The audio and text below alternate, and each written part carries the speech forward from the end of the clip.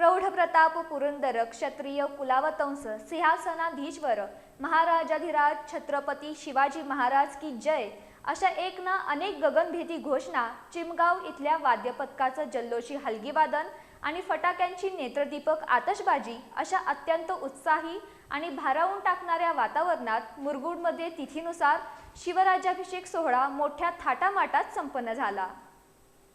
हिंदू कॅलेंडरमधील ज्येष्ठ शुद्ध त्रयोदशी 13 या पवित्र तिथीचं औचित्य साधून हा सोहळा साजरा करण्यात आला।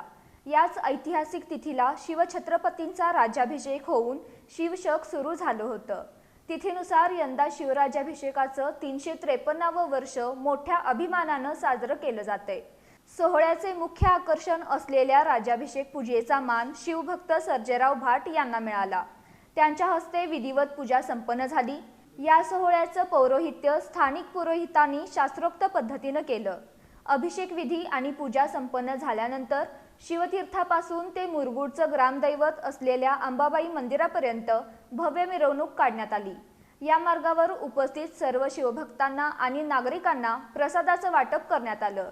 या सोहळ्याचं मुख्य आकर्षण ठरलं ते चिमगाव इथलं वाद्यपथक। त्यांच्या पारंपरिक हलगीवादनानं उपस्थित तरुणांचे पाय थिरकले आणि संपूर्ण परिसर शिवमय झाला। यातच झालेल्या फटाक्यांच्या आतषबाजीने मुरगुडकरांचे डोळे दिपवून टाकले। या सोहळ्यात मुरगुड शहर आणि परिसरातील शिवभक्त शिवप्रेमी नागरिक अत्यंत उत्स्फूर्तपणे आणि मोठ्या संख्येने सहभागी झाले होते। या दिमागदार राज्याभिषेक सोहळ्याच्या यशस्वी आयोजनात व्ही.आर. भोसले, विजय आरेकर, भटजी अवधूत सामानगडकर, तानाजी भराडे, समाधान हेदळकर, गोपाळ काटकर, राहुल गुरव, कृष्णात सावंत, दिगंबर पाटील, मारुती सूर्यवंशी, सचिन सुळकुडे, आनंदा रामाने, प्रफुल्ल कांबळे, सुभाष आनावकर, प्रकाश पारिशवाड यांच्यासह अनेक प्रमुख मानवाधिकार, सामाजिक कार्यकर्ते आणि स्थानिक शिवभक्तांनी अथक परिश्रम घेत मोलाचं योगदान दिलं।